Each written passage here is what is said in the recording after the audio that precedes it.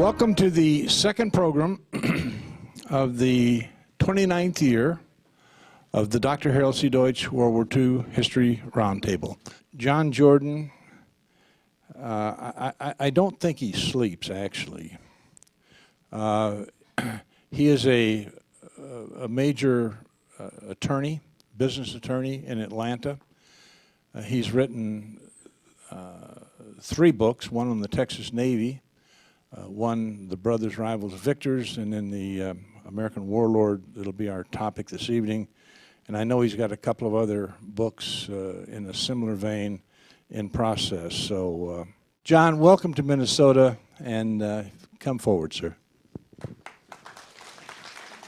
We're here tonight to talk about a story that started with a book that I worked on a while back. I was actually still working on it when I was here to talk about Brothers, Rivals, Victors. It's the story of how Franklin Roosevelt's team of rivals set aside profound professional, personal, and philosophical differences and led America to victory in the Second World War. But the story began with a question that I didn't know the answer to. A lot of you all who know a lot about the Pacific probably knew this long ago, but the question I had at first was, why Guadalcanal?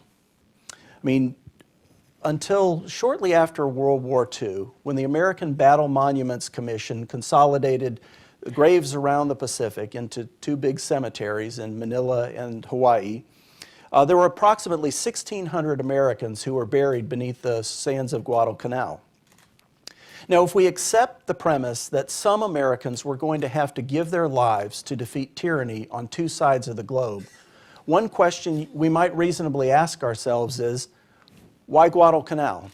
Why a speck of volcanic rock that no one had heard of prior to the Second World War? How come Americans were sent to fight and kill and die in places like Sicily or Normandy? Why weren't they sent to places like, say, Norway or Singapore or someplace like that?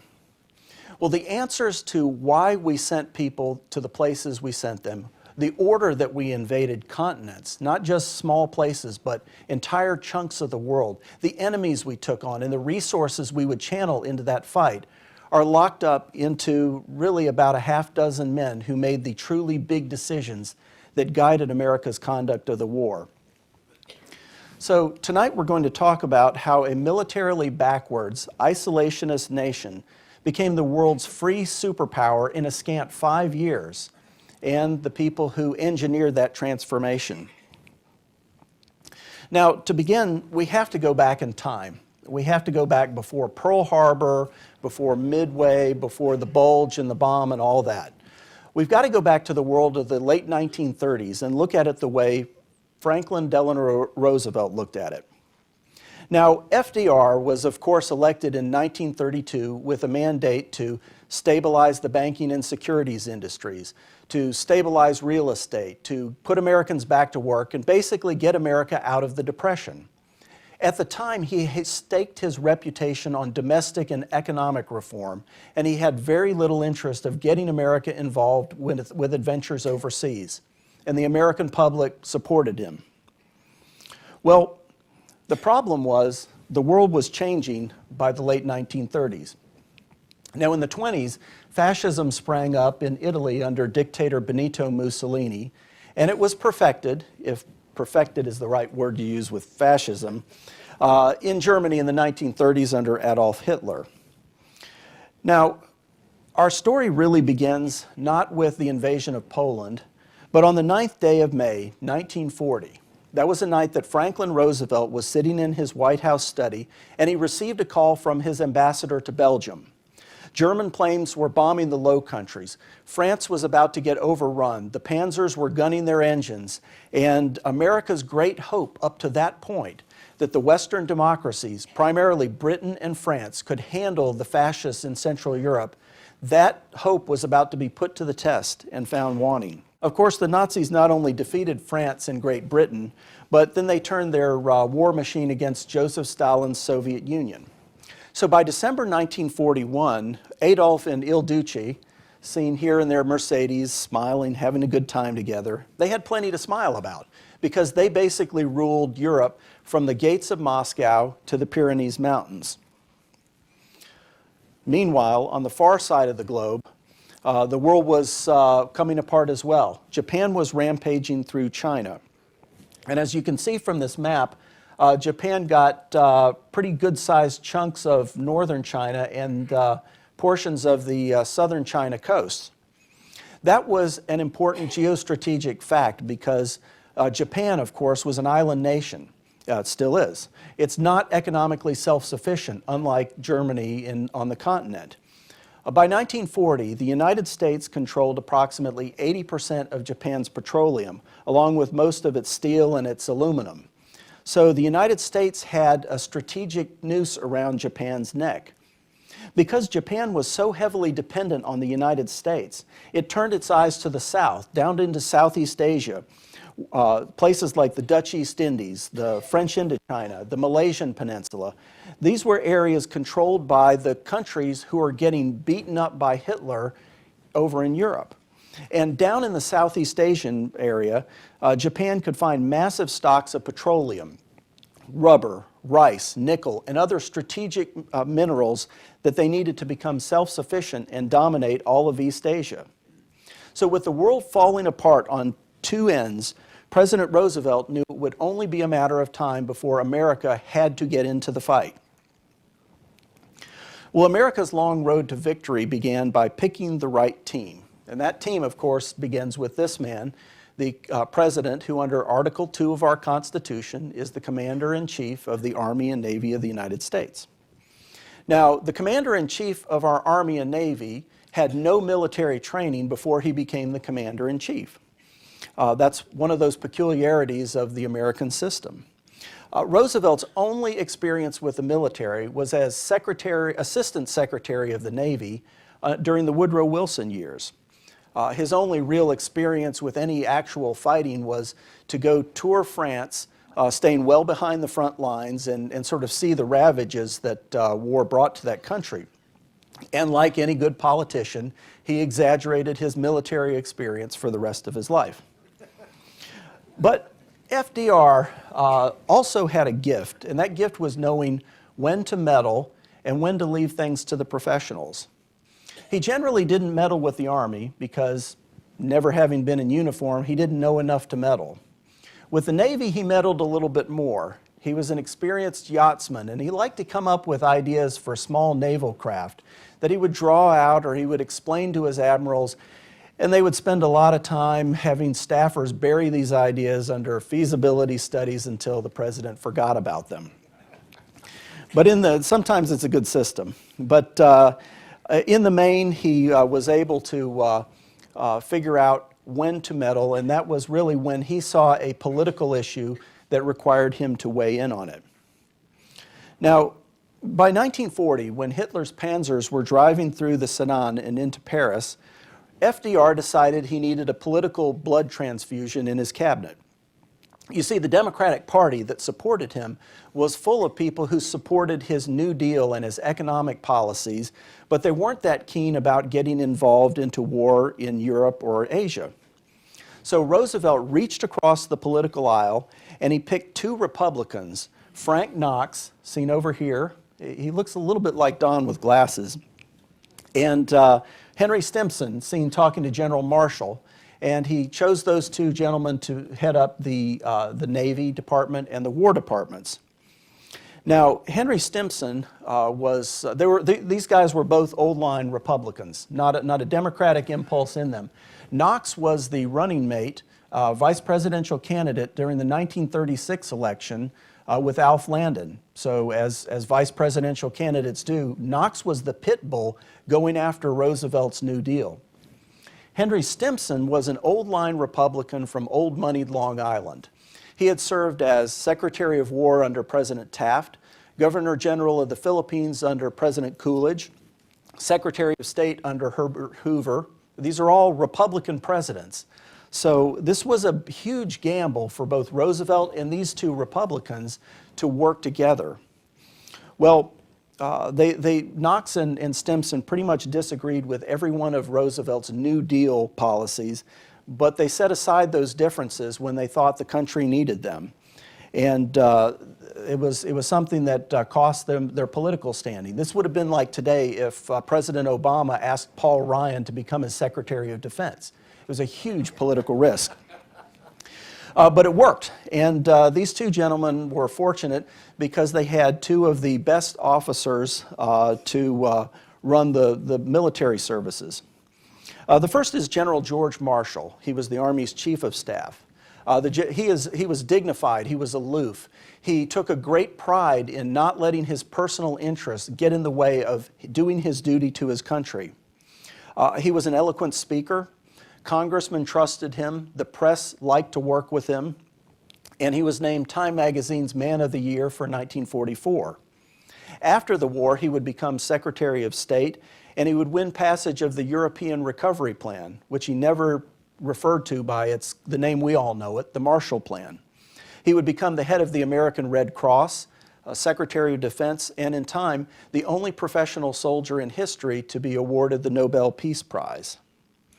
Now, Marshall had never commanded anything larger than an infantry regiment, though.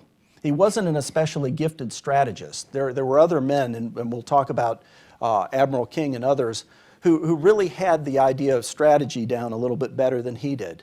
But he had a genius for organizing and logistics, and he had kind of almost an Excel spreadsheet going on in his head that could rotate numbers. So if you told him that we needed to invade someplace, let's say it was Rangoon, he could tell you, okay, we're going to need approximately this many ships, and he could think about what that would do to the ships in the Mediterranean or in northwest France, and how that would impact all the other theaters.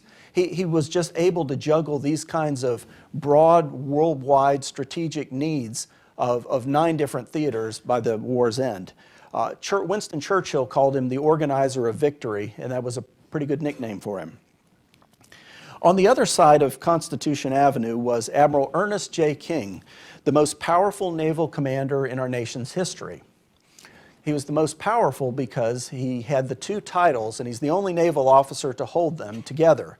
One was Chief of Naval Operations, making him the George Marshall of the Navy, and the other was Commander-in-Chief United States Fleet, making him the United States top fleet admiral.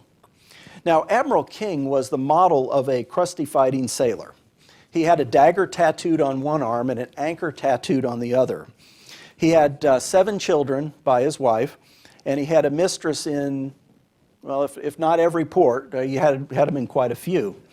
On shore leave, he was a guy who was irascible. He would drink, he would fight, and then he would show up ready for work the next morning, completely unimpaired and ready to do his duty to the letter. King was famous for saying, right after Pearl Harbor, when the going gets tough, they send for the sons of bitches. Now, King never actually said that, although when someone told him it was attributed to him, he said, you know, I wish I had thought of that. He liked that. His daughter once said of him, he's the most even-tempered man in the Navy. He's always in a rage. Well, that was the stereotype of King. But like a lot of other officers who we think of in these extremes, he also had a thoughtful intellectual side. He was a voracious reader. He read not only about sea tactics, but about land tactics. He knew what he wanted, and he wouldn't back down, but he also knew when he could compromise just a little around the edges. He didn't like the Army, and he didn't make too many secrets of it at first, although he moderated that over time. He said that Marshall did not know much about fighting much about strategy except for fighting in France, and that MacArthur didn't discover the airplane until just before World War II. The feeling was mutual. A staffer working for Marshall once wrote in his diary, one thing that would help win this war faster is to get somebody to shoot King. That staffer was named Brigadier General Dwight Eisenhower. But he had a very sharp mind, a very, very quick black and white mind, and answers were either right or wrong. And the British, to their credit, although they didn't like his personality that much, they credited King with having the best strategic mind of the American top commanders. Now, one of General Marshall's jobs, and probably his most important, was picking the right men to lead America's forces abroad. And whether you were in the Mediterranean theater or Alaska or England or California, wherever it was, basically you didn't get up into the top ranks unless you had Marshall's personal seal of approval. Now, of course, for nearly every rule, there's an exception. And to the rule that Marshall was the guy running the show was one more exception. Douglas MacArthur. He had been the Army's chief of staff back when Marshall was a lowly colonel. He was flashy, he was vain, he loved his publicity. But he was also brilliant at times. The public loved him, and MacArthur knew that he was something of an icon back at home. And he was able to use that knowledge of his political cachet in the United States to push for things like air cover and air support and naval support, and kind of push himself beyond what he would have gotten if he had just been an average four-star general, if there is such a thing. Now, on the other side of the world, obviously Admiral King had a lot of men working for him, and there were a couple in particular who proved invaluable. They're seen here. In the back is Admiral Chester Nimitz, a Texan from the hill country, pretty far from water, but one of our more successful admirals.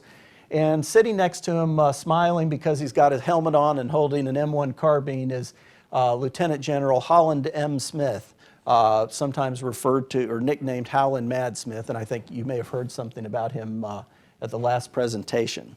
That's Admiral King up in the front bumming a cigarette from his driver. All these men, all these ideas would really account for very little unless we had a way of getting them to the fighting fronts.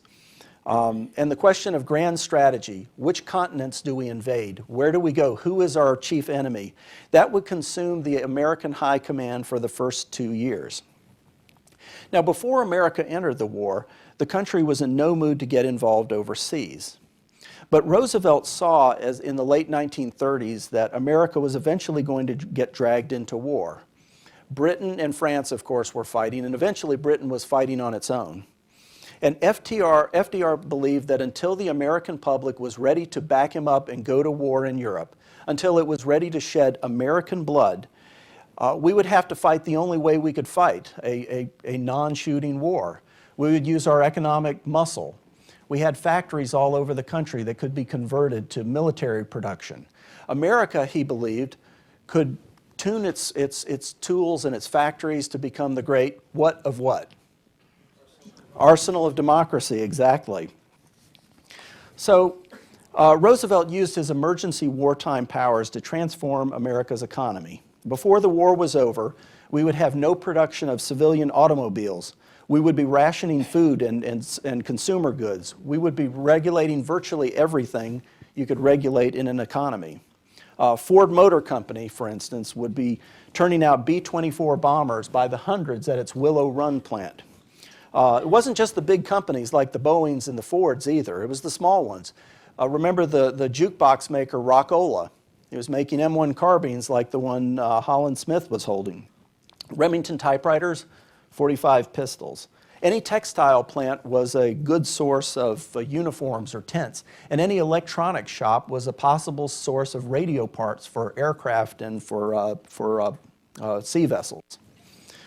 Well, to keep the arsenal producing, Roosevelt, our civilian commander-in-chief, had to make sure that we rationed out what we had, and that would be one of the most unpopular things next to a draft that Roosevelt could have done at that time. But we ended up rationing quite a bit. For instance, coffee. The Roosevelt administration limited Americans to roughly 1 cup of coffee per day. That did not go over well with the voters who were heading to the polls in November of 1942. And we did it not because we were short of coffee, but because we were short of ships. See, the ships that were bringing the magic bean from South America up to North America were needed to be taking things from North America, weapons, food, ammunition, over to Great Britain. So we had to ration coffee. Clothing is another example. There was a regulation called L85, and that regulated what clothes could look like. It regulated the width of lapels on men's jackets. It decreed that you could not have cuffs on your trousers. For the men who were not drafted, the young men, they were delighted to know that women's hemlines and necklines were shortened as part of the war effort. Women, of course, had to do their job as well. They made sacrifices. Rubber was banned from women's girdles, although the backlash against was so great that even the Roosevelt administration had to back down from that. And of course, nylon or silk was in nowhere to be found because we had to use that for parachutes and other things. So we did a lot of rationing, we did a lot of producing, but Rosie the Riveter wouldn't be enough by herself. The arsenal of democracy meant nothing unless America could get all those tanks and howitzer tubes and planes over to the British and the Chinese and the Russian troops. This meant we had to get them through a swarm of German U-boats that prowled the Atlantic Ocean. And when they began blowing up and sinking British ships, when those U-boats were wreaking havoc in the Atlantic, FDR asked Admiral King, who ran the Atlantic Fleet, to provide the naval protection for these convoys. And in September 1941, now this is 3 months before we're attacked at Pearl Harbor, Roosevelt ordered the U.S. Navy to shoot German and Italian U-boats on sight. So we were actually involved in an undeclared shooting war with the Germans 3 months before we were attacked at Pearl Harbor. Well, once we get the goods across the Atlantic, the next question is, how do we fight Germany and how do we fight Japan? Well, before the war, Roosevelt and Marshall and Admiral King's predecessor met with Winston Churchill and the British chiefs. And after some conversations, we decided that Germany was the first and most important enemy to attack. We needed to defeat Germany first, and that was the cornerstone of our strategy. The problem, of course, is how do you get to Germany? Now, General Marshall and Admiral King believed that the way we should defeat Hitler was to go straight through northwestern France, the most direct route to Germany, the fastest way to win the war. The problem was the Allies lacked the divisions, we lacked the air cover, we lacked the shipping necessary to mount a serious invasion of northwestern Europe in late 1942. And so at the beginning of 42, when America's involved with the war, we're trying to figure out where do we strike the first blow. So Marshall and King want us to go into northwestern Europe. Well, Winston Churchill had a different idea. He said, we can't invade France this quickly. It's just going to be a bloodbath. Why not invade someplace like North Africa? As Winston Churchill saw it, we should go to the Mediterranean. That way we can blockade Germany at sea. We can bomb it from the air. We can basically squeeze it from the outside and then give Russia the tools to fight Germany on the ground. Churchill felt that that was a more feasible way to get America and Britain involved together than it would be to go into France in late 1942 and early 43. That was a deadlock. Neither side would back down. Marshall and King thoroughly believed that we could win the war fastest by a D-Day invasion sooner.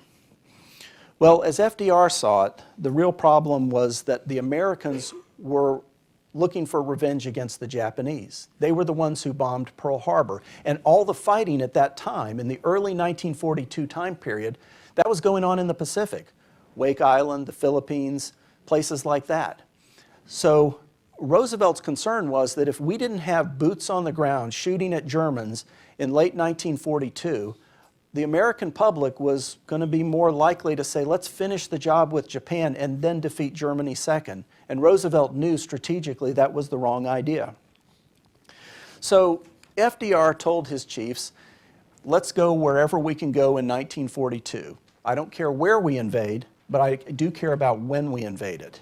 And the American chiefs were stuck with the British, who would only go into North Africa at that time.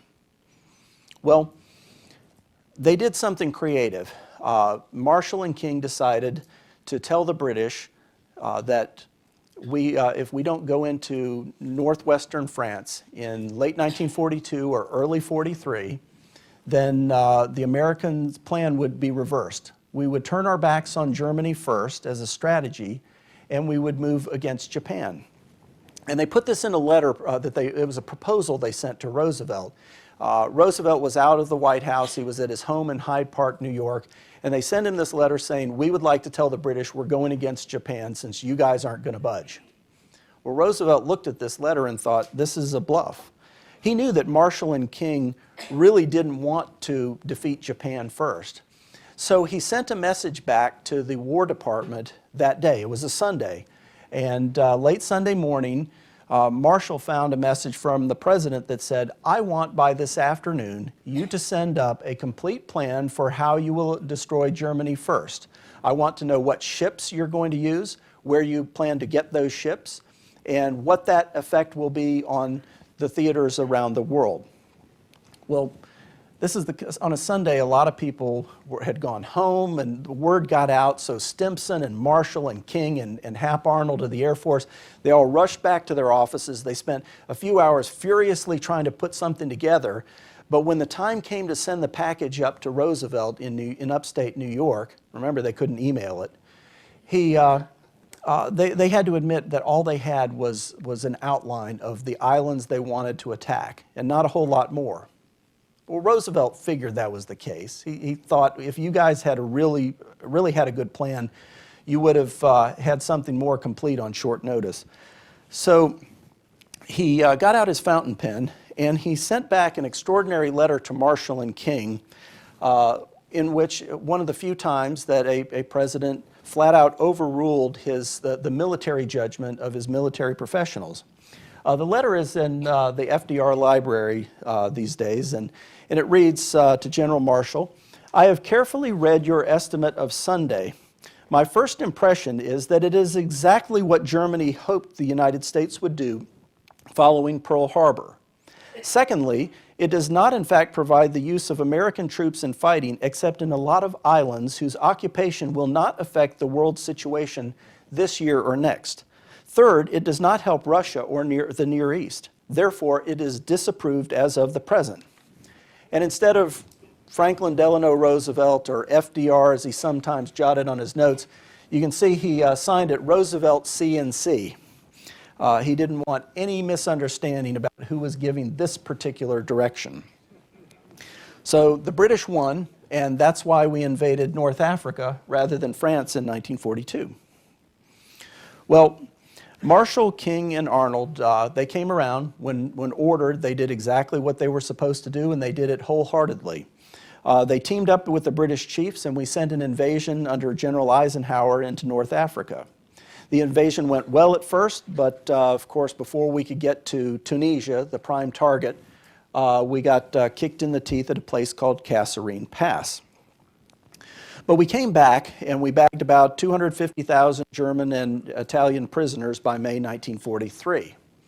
So the war ends in Africa and we've got two giant armies there. And the question is, what are we going to do with these two armies sitting in northern Africa? Well, Marshall, King, and Stimson, again, wanted to go back into France. This was 1943. This is a good time to do it. The British thought it was best to stick with the Mediterranean. They said, we've got two big armies. Let's not try to put together something that's going to take 6 months to launch. Let's go after Italy now.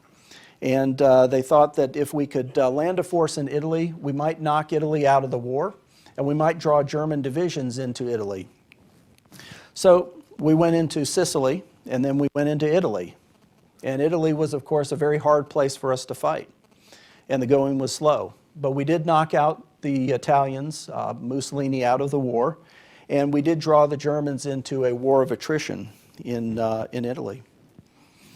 Well, by late 1943, it took a lot of pushing, but with the help of Soviet dictator Joseph Stalin, Roosevelt and the war chiefs convinced the British to go into northern France in the spring of 1944.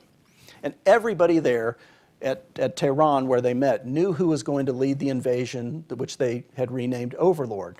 That was going to be George C. Marshall. Roosevelt had let basically everybody know that Marshall was his first choice for the invasion, and he told General Eisenhower, the Mediterranean commander, that he wanted Marshall to have his chance to go into the history books. But the other chiefs At this time, Admiral William Leahy, General Hap Arnold, and Admiral King, they considered Marshall too valuable to get out of Washington. Marshall was adept at handling Congress, working with the press, dealing with logistics, dealing with MacArthur. All three of the chiefs went separately to President Roosevelt and asked him to keep Marshall in Washington. Well, Admiral King thought to himself after talking to Roosevelt, the president's not necessarily going to listen to a four-star admiral. But the president does read the papers. And Admiral King, though he was not a big fan of the press, went into a secret meeting with some journalists and asked them to have their editorial boards write editorials extolling Marshall's virtues as the chief of staff in Washington. Well, it worked. Something worked, because eventually Roosevelt decided to give the big job to Eisenhower. If this crushed Marshall, and a lot of people thought it must have, Marshall never let on. He even wrote out, and you see it here in Marshall's handwriting, the note announcing the appointment of Eisenhower to lead the Overlord invasion. And so that's how General Eisenhower ended up in the history books as the liberator of Europe and eventually President of the United States. Well, with the invasion of Normandy, D-Day, the die was cast in Europe. Eisenhower basically managed the war without too much interference. Marshall was big on letting people do their jobs. And while the Joint Chiefs had to fight with the British from time to keep them from wandering into the Balkans or the Alps, the course of events naturally lurched toward the German frontier. But on the other side of the world, America started out the first 6 months of the war trying to keep Japan from driving its katana blade deeper and deeper into the Central Pacific. Japan basically owned the Western Pacific, and in early 1942, Admiral King decided we need to strike back at the Japanese Empire, and we would do that in the Solomon Islands on a little island called Tulagi. Well, the Japanese began building up an airfield on Tulagi's next door neighbor, a little speck called Guadalcanal, and so King pushed Admiral Nimitz to land the 1st Marine Division on that island. And that's how in August of 1942, this is before we even invaded North Africa, we were launching our first big offensive against Japan, even though we had promised we would go after Germany first. Admiral King had a strategic vision, he stuck to it, and he was able to get that ball rolling against Japan at the same time we were going into Africa. So after a long bloody fight for the island, the Marines and the Army took Guadalcanal.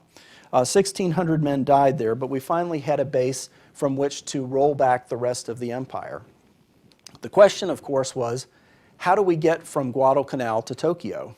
Well, Admiral King thought the best way to get there was to go across the Central Pacific. Basically, he thought we should take a few island chains ending with the Marianas, Saipan, for instance, or Guam.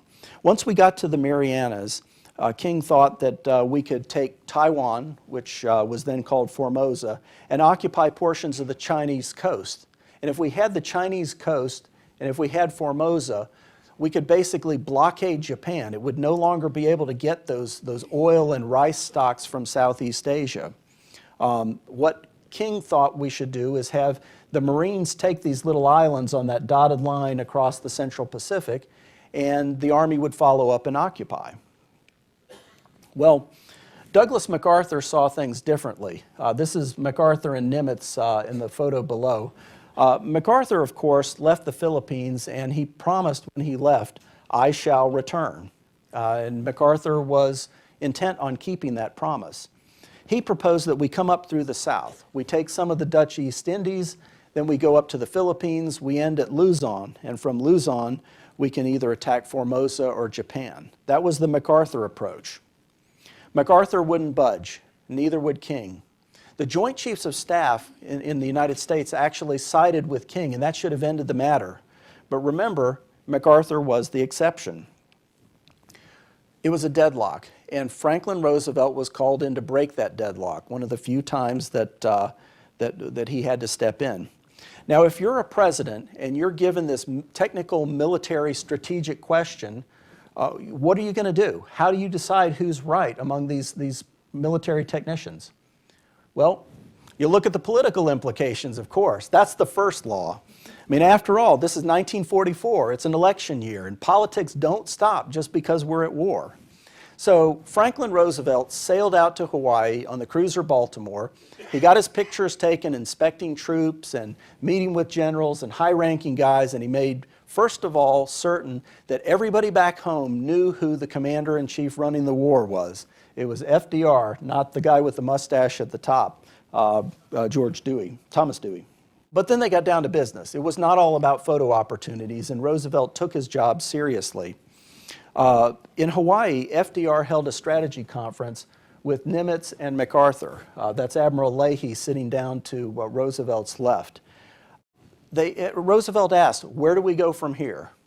Admiral Nimitz gave the president the military picture from the Navy's standpoint. He laid out the facts. MacArthur did the same thing from the Army's standpoint. But MacArthur added one thing that the Navy didn't. He talked politics, Roosevelt's language. He told Roosevelt, according to his recollection, that the American public would just not forgive the American military, the Roosevelt administration, if it bypassed the Philippines, if it left people who were part of our protectorate to the depredations of the Japanese while we went off to Formosa and liberated Formosa and then liberated some Japanese islands. At the end of the day, Roosevelt did what a politician does. He kind of gave everybody a little bit of what they wanted. He sort of implied, and he never really made it very clear, but he implied that MacArthur could go up to Luzon in the Philippines. And eventually the Joint Chiefs agreed that's where we ought to go. But he also told Admiral King, you can get over to the Marianas and let's plug away there. And it wasn't too much longer before we had Saipan and Guam and Tinian in our hands, and were able to put Arnold's B-29s on there, on those islands. And we were able to start blasting away at Japan's home islands and cities. So by the end of 1944, we've got Japan surrounded. We've got Hap Arnold's B-29 bombers led by General LeMay destroying major cities. And that should have been the last decision that needed to be made. There was really only one more decision left, and everybody assumed that Roosevelt would be the guy making it. But that wasn't the case. On the afternoon of April 12, 1945, Vice President Harry Truman thought he would be playing poker with his buddies that night. Instead, he found himself standing in front of Chief Justice Harlan Stone, reciting the oath of office. Roosevelt was dead.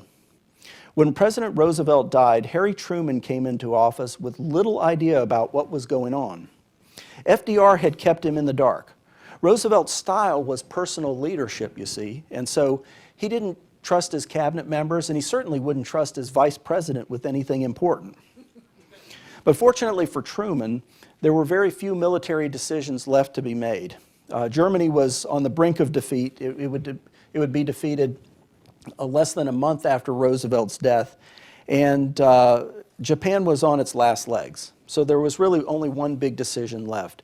Truman had to decide whether to invade Japan as opposed to dropping an atomic bomb. Truman took office knowing nothing about the atomic bomb, and it was up to Henry Stimson, the old line Republican, and I mean old line. He was born 2 years after the Civil War. But while he was thought of as the old man of the cabinet, he was the guy who kept up with the atomic bomb's development. He led it from the civilian side. And so Stimson had, after managing this bomb project, was the one who told Truman about what we've got. Interestingly, Stimson did not just think of the atomic bomb as a means to end the war. Everybody else did. Stimson thought it would too, but he started thinking about the world that his children, or that he didn't have children, the world that his colleagues' children would live in. He thought of the bomb as a way to stabilize international relations. The Secretary of State in him, the diplomat in him, came out, and he began telling Truman about the idea of using atomic weapons not to destroy mankind, but to deter wars. He said that we're going to have ways of keeping this nuclear secret in check, that other nations are going to find out about it, and we have to develop ways to verify whether they are building these bombs. We will have to develop ways to use these bombs as a deterrent to war. And he was talking about advanced concepts that nobody else had thought of to Truman. Interestingly, the ultimate decision, of course, was to drop the bomb, and nobody really disagreed with that. Nagasaki, the second target, was not supposed to be the second target on the list. That honor actually belonged to Kyoto. But Secretary Stimson and his wife had visited Kyoto when he was Governor General of the Philippines, and he had seen some of the cultural landmarks there, the Shinto shrines, the Tokugawa-era castles, and he believed the United States would not be forgiven by a large part of the world if we destroyed a part of the world's cultural heritage, not just Japan's. And so he insisted that Kyoto be taken off the target. The military men, General Leslie Groves and others, thought of Kyoto as a place of 1 million square feet of factory space, but Stimson was looking beyond that. And so after a few changes of plan, ultimately Nagasaki was the city that took the second bomb hit. Well, eventually, as we know, millions of men and women sacrificed their lives, their limbs, and the years of their lives to bring America victory in the war. The decisions that were made by these few people, decisions to create the GI Bill, decisions for the Marshall Plan later on, where we ended up cutting Korea in half at the end of the Second World War. These decisions were made by a surprisingly few number of people that we call the American warlords. Thank you.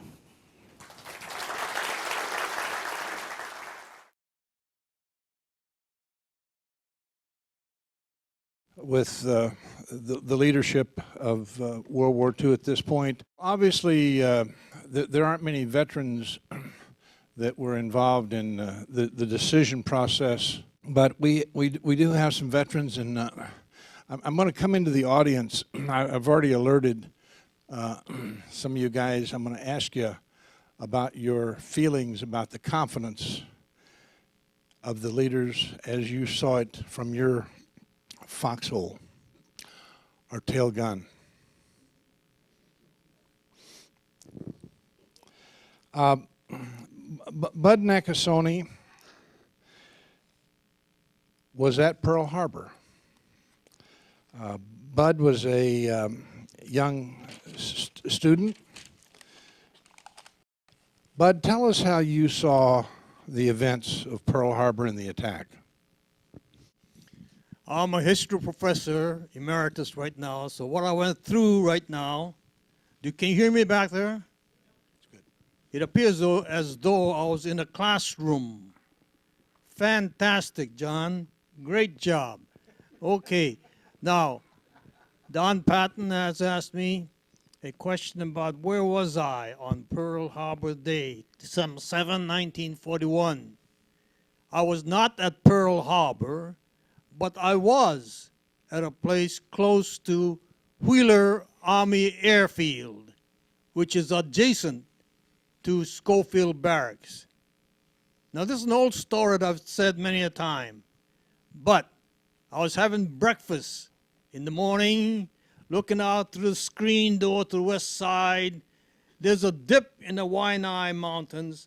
I'm about 3 miles in the Heights area from Wheeler Field. I see planes coming through, about 15, 20 planes coming through. I said to myself, what a beautiful formation. But then they zoomed down and they began strafing all of Schofield Barracks. They did not drop a single bomb there. They strafed Schofield Barracks up into the air again, and then in perfect formation. And I thought all this time, gosh, the Navy must be pulling the same Army-Navy tricks on the Army again. It was up into the air and came down in beautiful formation, and little pellet-like things fell down. No more than I see this, I see the explosions going up, tarmac going up, buildings going up, planes going up, all of those things that was very vital to a defense of our nation. And here then, Pearl Harbor arrived way in the back, about 16 miles further southwest of me, southeast rather, is Pearl Harbor. Boom, boom, boom, boom. All kinds of black ACAC fire, anti-aircraft fire going up there. All right. Then, as I said, all the planes on Schofield, on Wheeler Army Airfield were destroyed. Now, there are a couple of American pilots who went down to Haleiwa area. There was a secret airfield that the Japanese spy Yoshikawa did not discover. And they took off from there after playing cards all night long at Wheeler Field, and then zoom up into there and did combat, air combat with the Zero planes and shot down about 7½ planes all told. This is the way I saw Pearl Harbor when it occurred.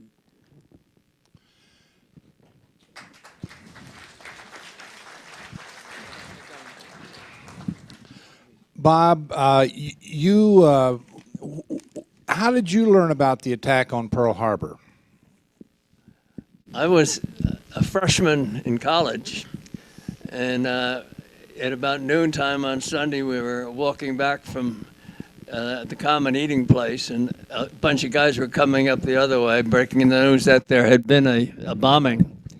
And everybody scattered around. I had a brother who was a senior, and I dashed over and asked him, Art, what are you going to do?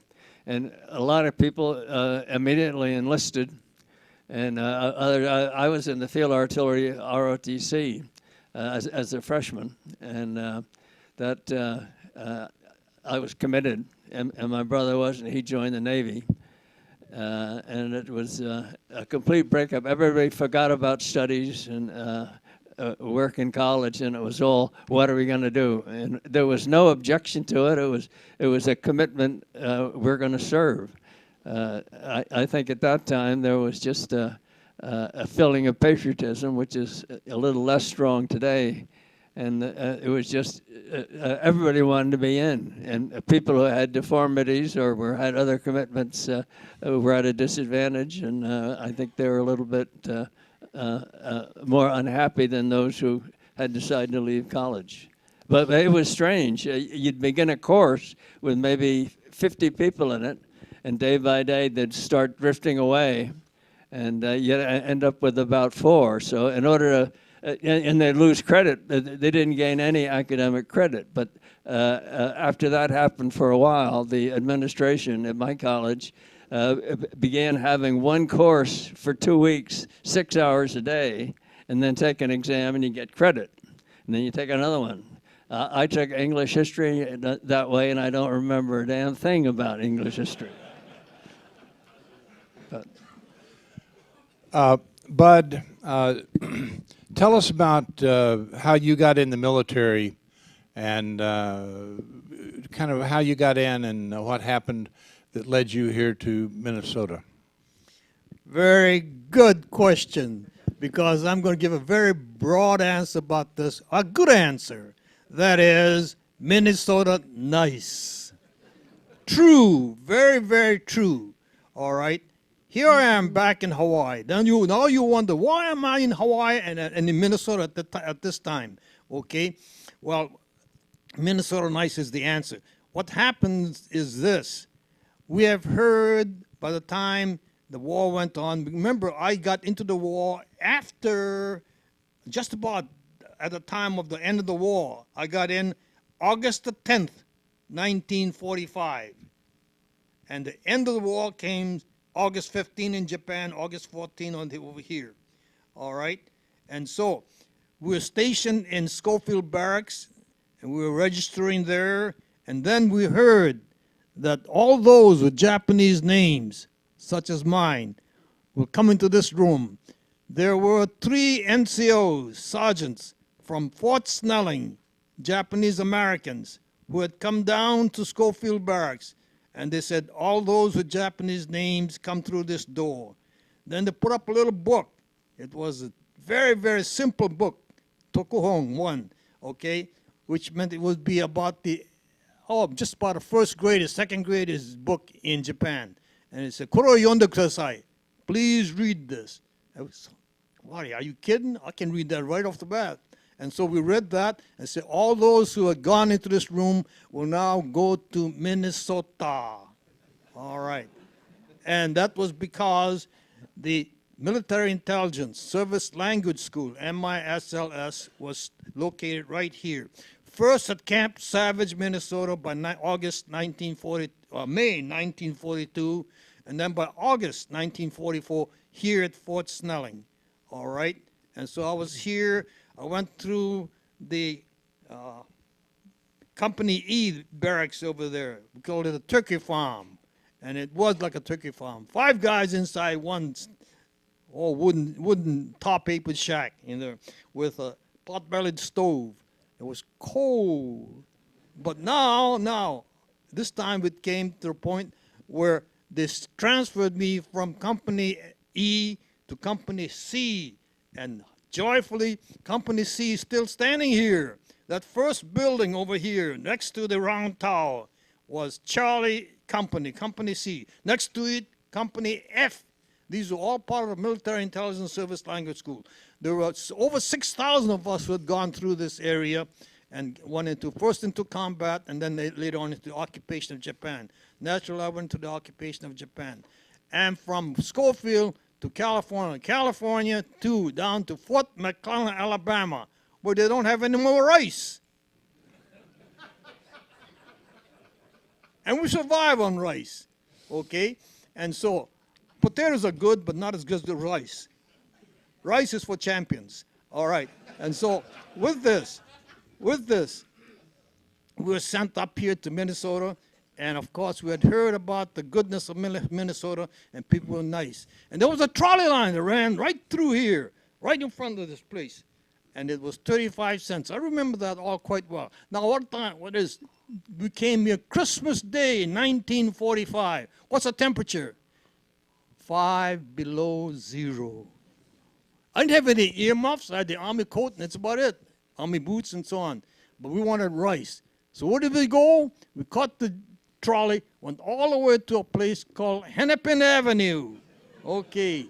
And there on Hennepin Avenue, you have such places as Kin Chu Restaurant, Manhing Restaurant, John's Place, Nanking. You see, I remember all those places.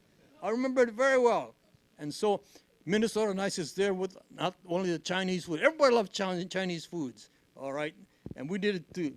And so now that was why then people here were so nice to us. They would invite us to their homes for dinner and so on. I spent Easter Day at a place called Fairmont, Minnesota. All right. And how did we get there? Because we had dances every Thursday here at this, where that field house is, where the Boy Scouts have their Camp Jamboree area, now all beautifully fixed up. Okay. They had dances on Thursday night. Women, young ladies from the University of Minnesota Nursing School, as well as YWCA from Minneapolis, St. Paul, and so on. They would come and be our partners. It was great. And they invited us down. As I told you, I went down to Fairmont, Minnesota. And I said, oh, you don't want me down there? Because, oh, yeah, we do. I said, remember, just a few months ago, we were fighting my birthplace from my parents. We're fighting your country, well, this country. And they said, that's all right. They want to hear about you. We want to see you. They were very, very nice to us. Very, very nice to us. To me especially. And so from that point on, I became a Minnesotan all the way through. I went back and went to University of Hawaii for a couple of years, then came back here, and here I am all the way through. Thank you, Bud. Bob, if you could talk about how you got into the OSS, the process. Well, Put it up to your mic. I'm sorry. I'm here. I was pulled out of college as a sophomore, as a private, and went down to Fort Bragg and had basic training in field artillery, horse-drawn, by the way, and that was quite something. I hate horses, and but I did get to officer candidate school, And just by chance, after that, I was with the artillery battalion at Fort Jackson, and I got put into an extra school for air-ground liaison, where a lieutenant is up in a Piper Cub observing and finding targets in what they call an L2. It was a liaison 2, and directing fire, and that was kind of exciting. And but that put me on a list of a specialty that OSS was interested in, because they would, if you'd seen the movie South Pacific, Lieutenant Cable, the naval lieutenant who fell in love with Dirty Mary's daughter, went off to a mountaintop along with the Frenchmen, and they directed fire on shipping, and gave intelligence about what the military movements were, the Japanese, and finally the plane spotted him, and he was killed. But that was the specialty, plus I had some French and some Spanish in college and high school level. And the way the OSS recruited was not like the military. The military had battalions and regiments, and they would have a mission, and they'd assign a regiment to it. OSS had a pool of all kinds of people who had had experiences, like gangsters from Sing Sing were good forgers. We need some forgers to execute some documents. They had doctors, they had radio men, they had medical people, and I was scheduled to go to probably to Japan, to the Philippines, and be in some observation point spying on ships and troop movements. But MacArthur and my boss, General Wild Bill Donovan, didn't get along. They'd been together along with Georgie Patton and Dougie MacArthur down at the Mexican border together as captains. MacArthur was a major, and George Patton and Wild Bill Donovan were captains. And there was a rivalry from that moment on. And MacArthur was a West Pointer, and his father was a superintendent. And he wanted the Medal of Honor, which his father had. And they, in World War I, Bill Donovan was the head of the Fighting 69th, and he's the only American that has all the 4 top military medals, Medal of Honor, and he got that before MacArthur did, and I don't think MacArthur ever forgave him. But when this issue of this operation in the Philippines came up, he said, fine, we need that, but all personnel will have to transfer to my command. And Donovan said, to heck with that. And I went back in the pool, and on a slow boat to China, up through India, through Calcutta, and then by slow train that burned logs for power. And when you had an upgrade, all out, and you'd push up the train over the hill. And I finally got to a town called Chabua in Assam, India, and the only way into China, China was completely surrounded all the way from Mongolia, which bordered Manchuria, down through the whole eastern coast, all the good ports. And then when, in 1937, the Japanese invaded China, and had a large part of the eastern part of the country. That was in 1937. And then came 1940, and they worked up through Burma and through Vietnam, and that was easy to do because they were still controlled by the French, not Burma, that was British, but Laos and French Indochina were all French, Vichy French, and Vichy French was allied with Hitler. And Hitler was allied with the Japs, so all they had to go in and say, we're here because we're allies. And then without much military effort, they got into Burma.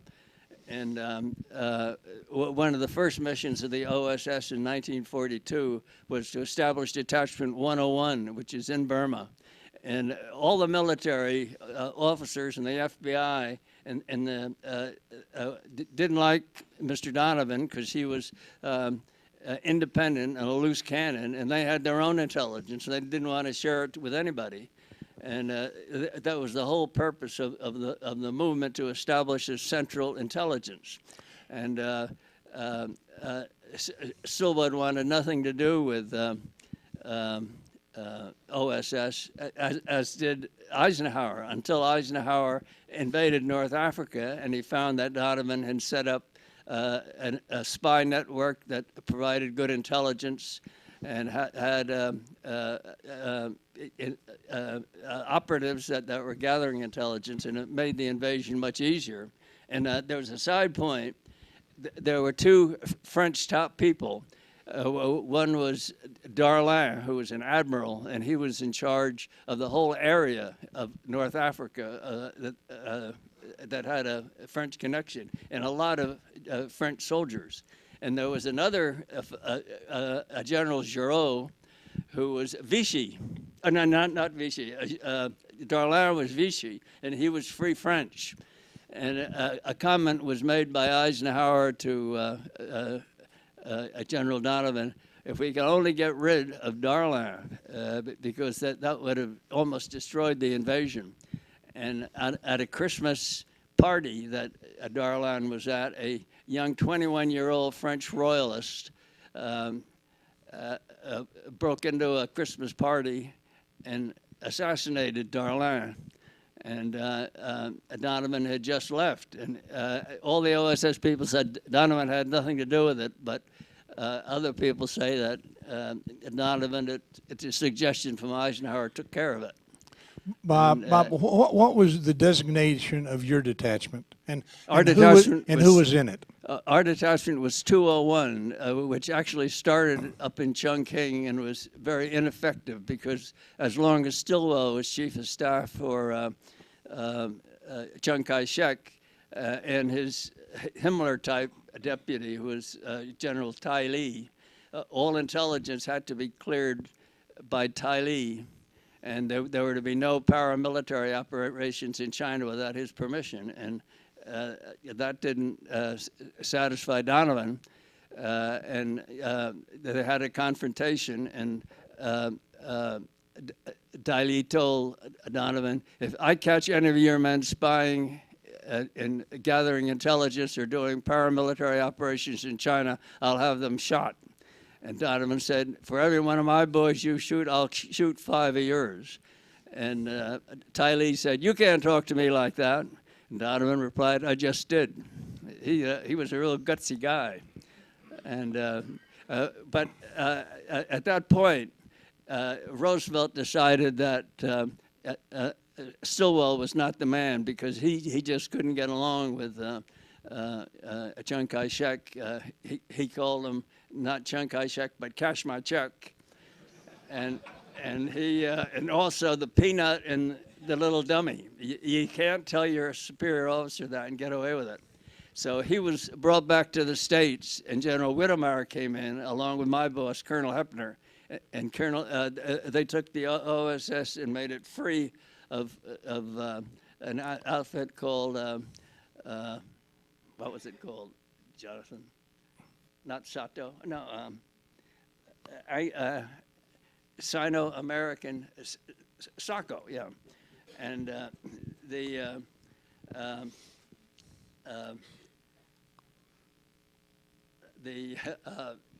everything changed. Up until that time, all the supplies that they had came over in DC-3s, which were 46 and 47s. And the only way in was over the Himalayas, because China was completely surrounded. And the Japanese had captured Michinao, which was an air base, sorry.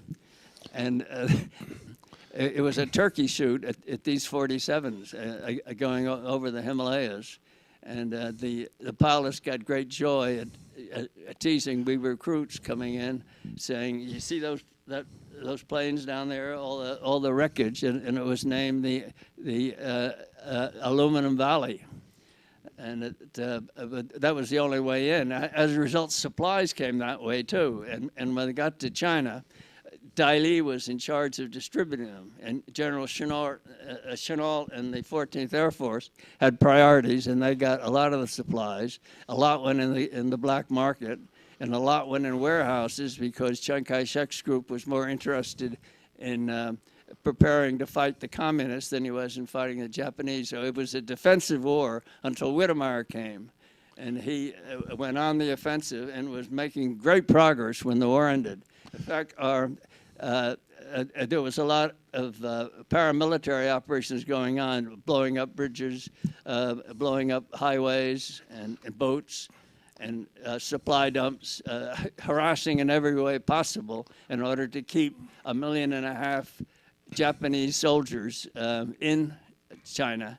And there were also about another 1 million down in the Indo-China area, and lots more civilians all over the place, and they were well entrenched. You know, it was just impossible to get them out. And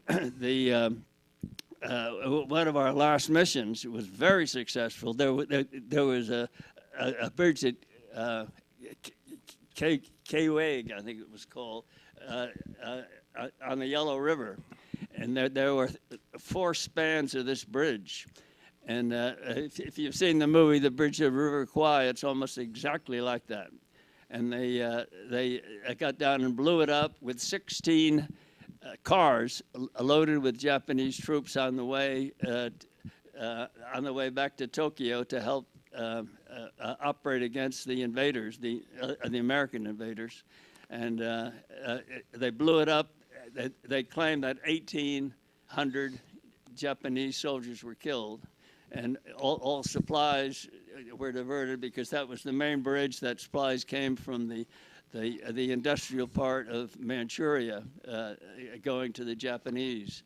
And it was a great success, except that it came in between the 2 atomic bombs that were dropped, so it was all unnecessary. Bob, pass it back to Bud. I want to ask, one of the things that John didn't cover as a part of his comments, the concern of the Japanese, and many of them on the West Coast were interned. Can you differentiate the treatment of the Japanese in the Hawaiian Islands and the Japanese in the West Coast? Well,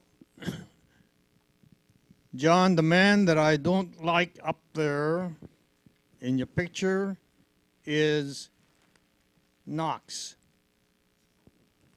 Knox was very stimulating in his conversation with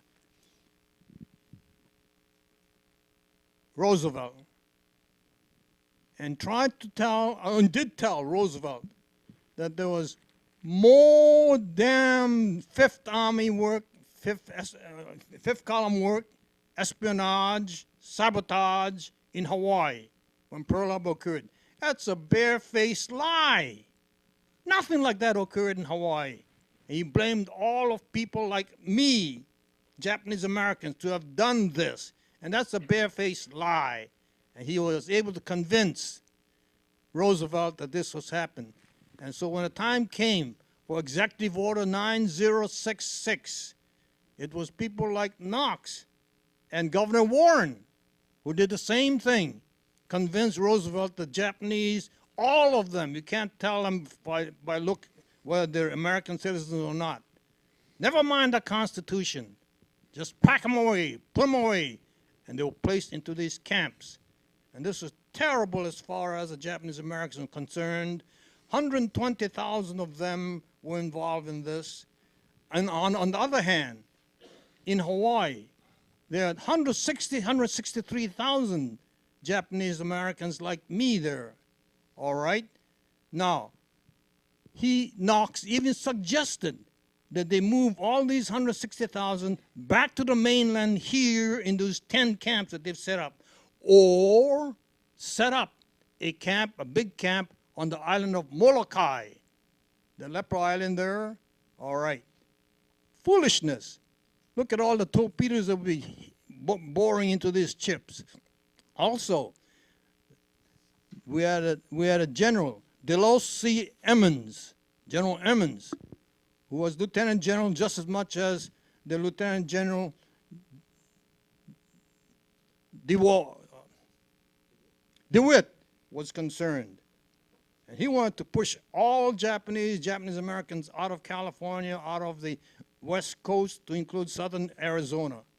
But no, General Emmons said, no, we want these people here. They are the ones who are the arms and hands of my defensive force here because they can build up the defenses of Hawaii. Most of your tradespeople, mechanics and so on, plumbers and so on, were all of Japanese descent at that time, all right? And these guys did yeoman work in keeping up the defense of America out there in the island of Oahu and otherwise.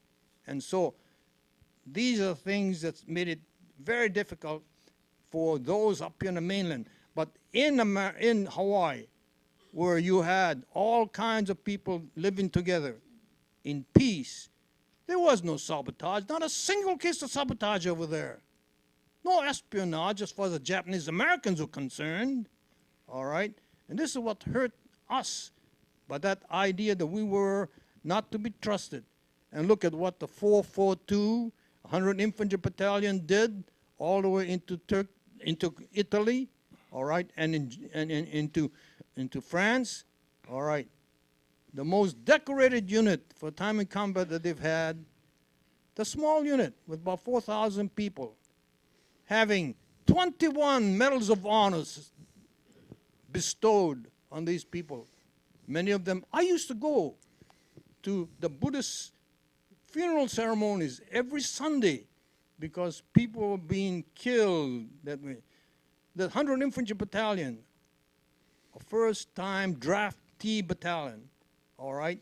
After the first 6 months of combat, they had to be pulled out.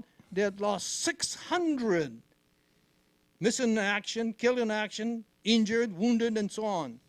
And this is why it was so terrible as far as the Japanese Americans were concerned in the California West Coast, but not so in Hawaii, because they trusted us in Hawaii. All right. Bud, did the Japanese infiltrate spies and espionage people into the Japanese American community? They tried. All right. There was a spy there that came there in November. No, he came there in March of 1941. His name was Yoshikawa, Takeo Yoshikawa. He was a intelligence person, but just an ensign, and was placed in the reserves by the Imperial Navy. And he was placed as a diplomatic person, clerk in the Honolulu, not the camp, in the Honolulu Council, yes. And he would go out every day and go out down to the airfield in Honolulu and go up in the air for $10 for an hour you can go. And you can overlook, you've been to Pearl Harbor, you can overlook everything. Oahu is small. Oahu is only 30 miles long and 30 miles wide and 40 miles long. So just by looking over, you can see the whole thing.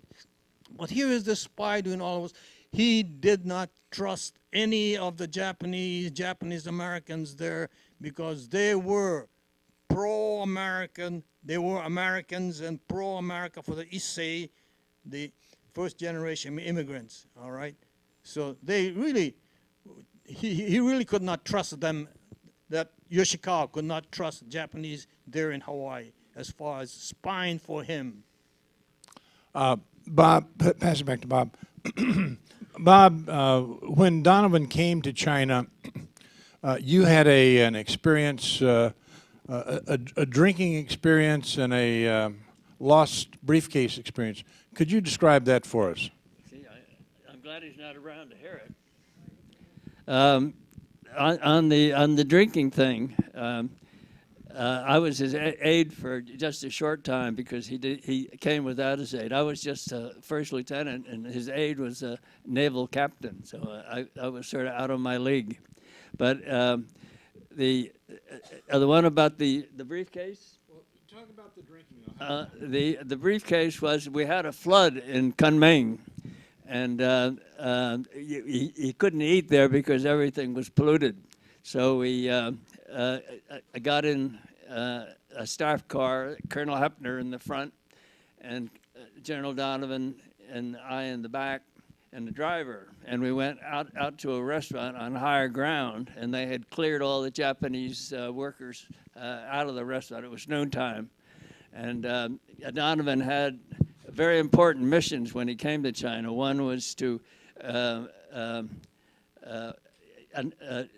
talk to Mountbatten and Chiang Kai-shek on who would do what, hypothetically, if the war were to end suddenly. And he knew it might, because he knew about the bomb, but almost no one else did, at least as to the timing of the bomb. And he had all those papers in his briefcase. And he also had information about the rescue of prisoners of war in the Japanese prison camps, which was top secret.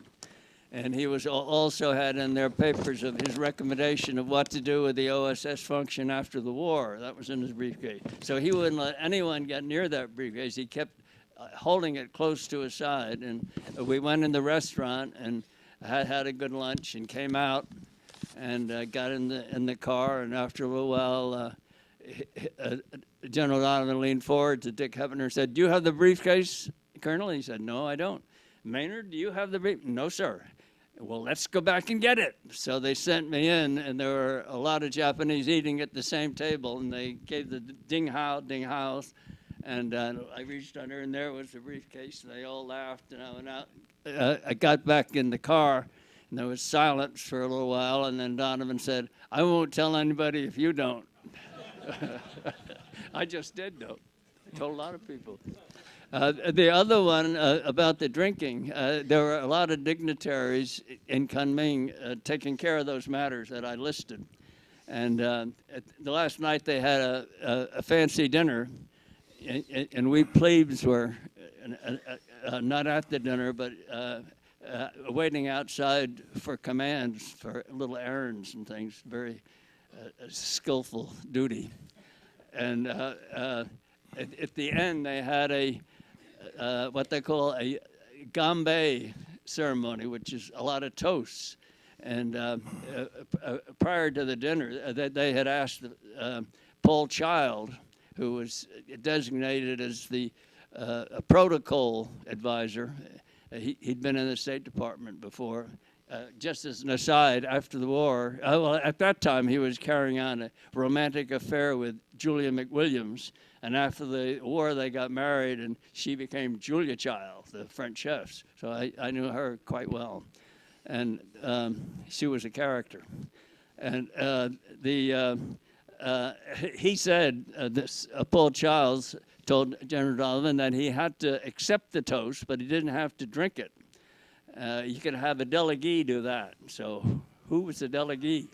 Me, who was a 21-year-old looking about 17, and not much of a drinker. And I slugged down about 4 of this terrible Chinese potato vodka of some sort, and I got deathly sick. And I felt a bit like a garbage disposal.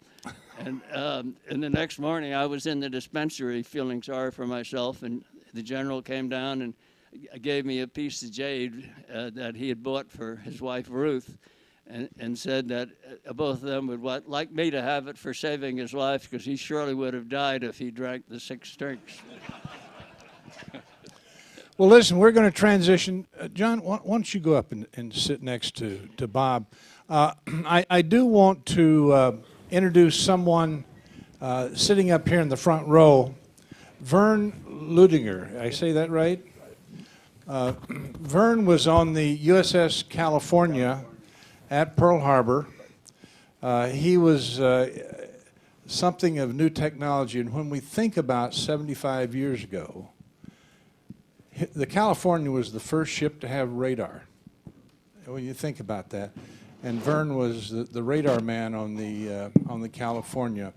Of course, the one story that that I forgot to tell last time, we had someone from the West Virginia on our program.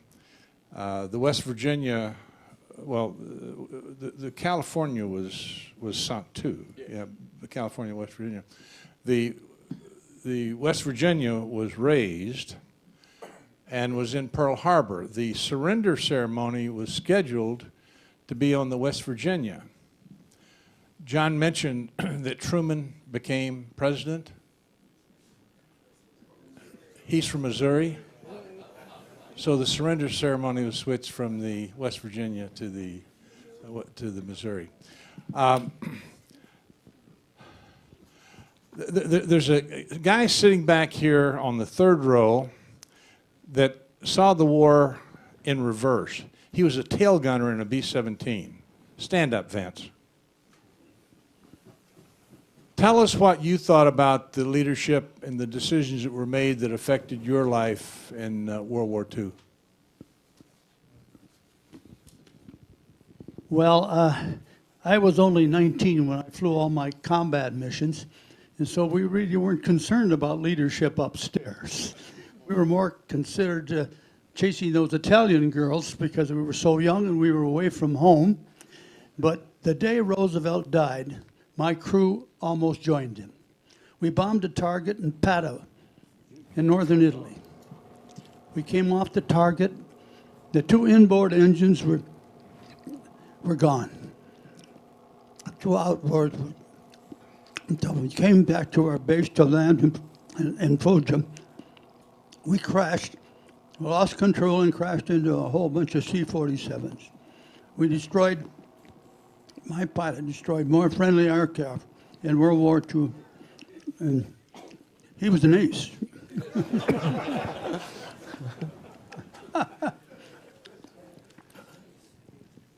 When the war was over and I came home, I put the war behind me. I found a girl, I found a sweetheart, I found a preacher. We got married, we had babies. Strange as it seems, we did it in that order.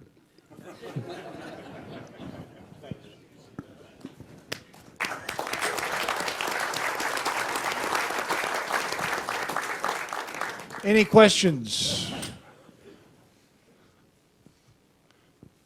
If you could pass that down.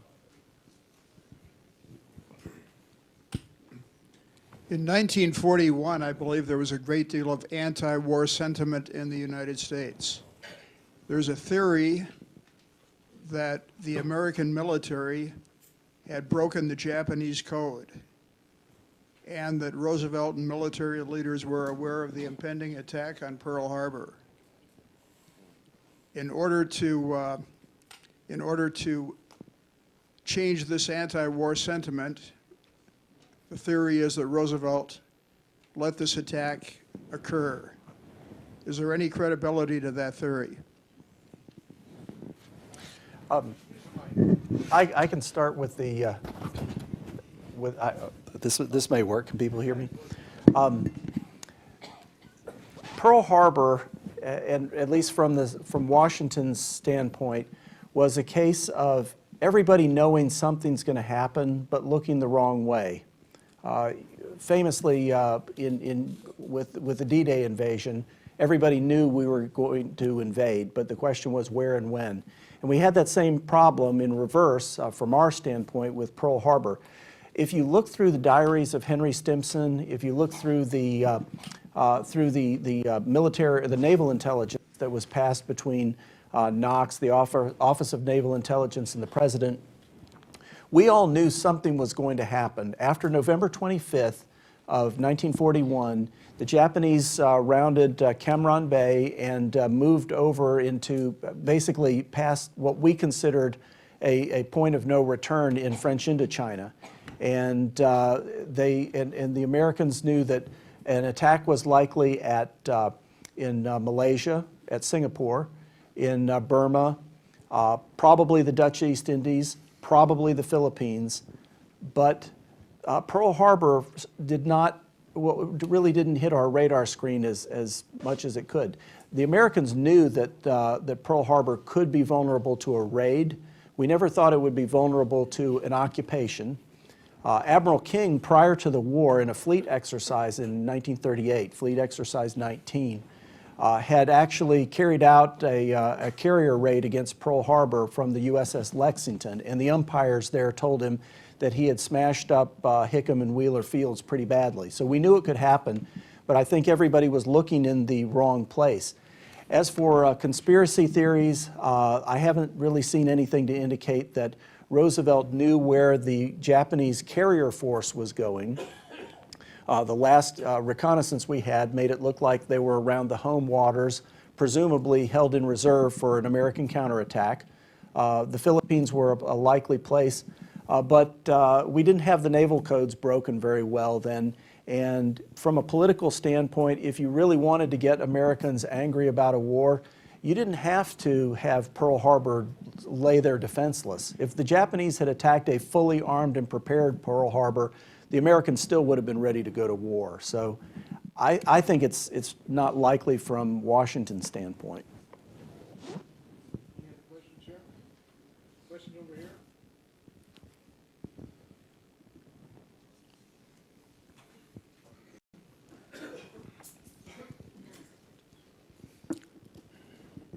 Well, Jonathan, thank you for your nice presentation. Thank you. It is kind of a top-down presentation. Could you talk a little bit more about the strategic decision-making process of both Marshall and King? Did they work with people like Nimitz and Eisenhower, for instance? That's a very good question. How did these guys work together? They kind of had a couple of different styles. Marshall, of course, ran a much larger organization. The Army was somewhere close to 8 times, a little less than 8 times as larger than the Navy. Admiral King tended to make decisions very quickly, or rather, I should say, decisively. He would give you, if you were a staffer, time to come up with the answer, and you present the answer to him, and it better be succinct. Everything had to come in on one 8.5 by 11 piece of paper. If your signature was not at the bottom of it, it would get thrown in the garbage and you'd never know what happened to it. Admiral King once told his staffers, if I make a mistake, it's likely to be a big one. So I'm counting on you not to let me make that mistake. So his view was, we need to bring in staffers who are the best we can find. Let's rotate them in and out of Washington so they don't get a case of what he called the Washington mentality, the desk jockey job. And that was how he kind of managed at the top end. Marshall would put people into a theater and keep them there a little bit longer. In the end, they both used the talent that they had and used it very effectively.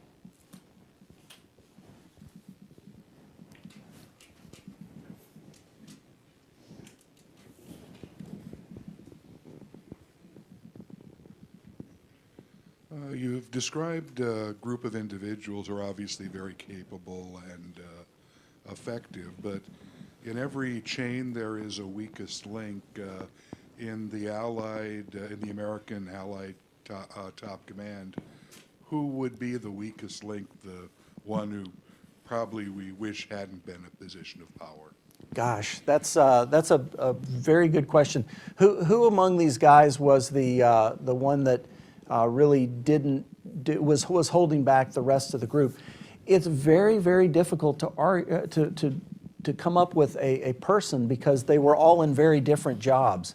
Sometimes we get the question, who was the best general? And then the question is, what kind of general?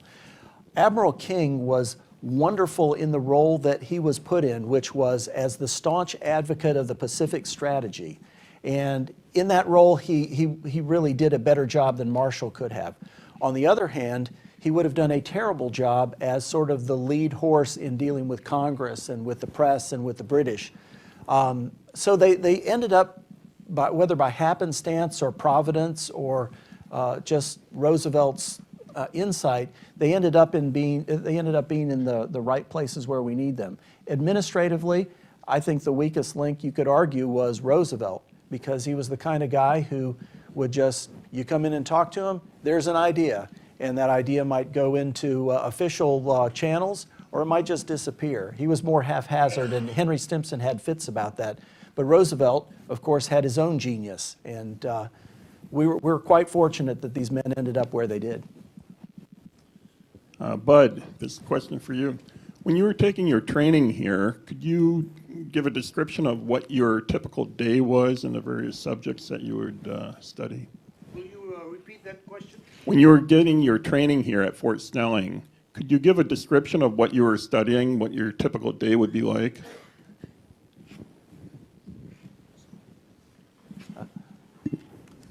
By the time we started the classes, that was March of 1946. As a result, all military savvy courses were gone, such as order of battle, such as commanders, such as strategy, such as weaponry, such as explosives and so on, that they used to study here, all that out of the window. But instead they brought in many aspects of sociology, the background of Japanese history, and then most important, conversational Japanese was emphasized. But all of the civil authority areas were picked up, and that was what the difference was in great amount of time. But it took us a long time to be able to master the language, and Japanese is a hard language to get, but the idea was these guys who were good at it. Now me, I wasn't all that good. There were 22 classes, sections when I started out, okay? I was placed, after the first examination, I was placed in section 14. That's not too far down the line, you see. By the time I got out, 9 months later, I was section 11, so I made progress, okay? From that standpoint, the conversational Japanese was very, very important, to the extent that when we went to Japan, we were able to be pictured as representative of America, because here we were Americans in American uniform, we looked like Japanese, and yet we were Americans, and we were in the American Army as such. And so we could speak the language, we would carry on conversation with them, talk about history, talk about current events, talk about all those things. And therefore, the Japanese were elated by the fact that they could converse with someone to talk about the American policies and so on. Such as we were there when women's rights were brought in, the women first time voted, such as the Constitution was promulgated in that time when I was there. Such as the idea that we were able to be the bridge from America to Japan. The bridge to the sun, as they said. And so it was very interesting, very important element as far as the Japanese were concerned, and they were very happy to have the Nisei to tell them about various aspects of America. There's a Japanese word called kurashi. Kurashi means very difficult. And then we have a saying called demo, and so kurashi. Democracy, democracy. So they made a Japanese word out of that. That was their fun about it. We're going to end it now, but I want to add a couple of comments. I think Bud is a true example of the American dream of achieving all you can. Bud and I served in the 13th PSYOP years back. Bud's son just got promoted to Major General and is in the Cyber Command. Is he Commanding General of the Cyber Command? Major General of Cyber Command, yes. A very high job. Wow. And Wow, that's impressive.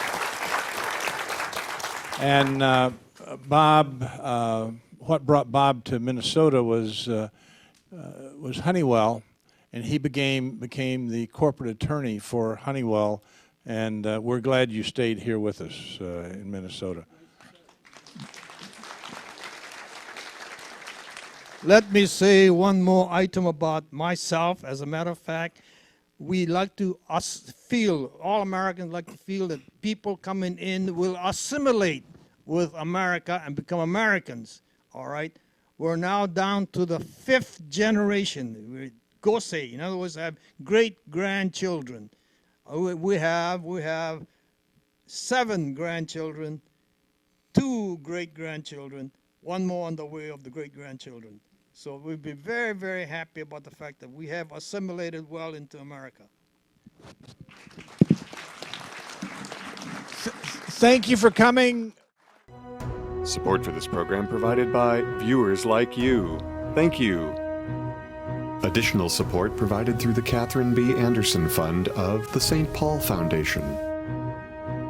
Upcoming roundtable topics can be found at www.mn-ww2roundtable.org. Production services provided by Barrows Productions.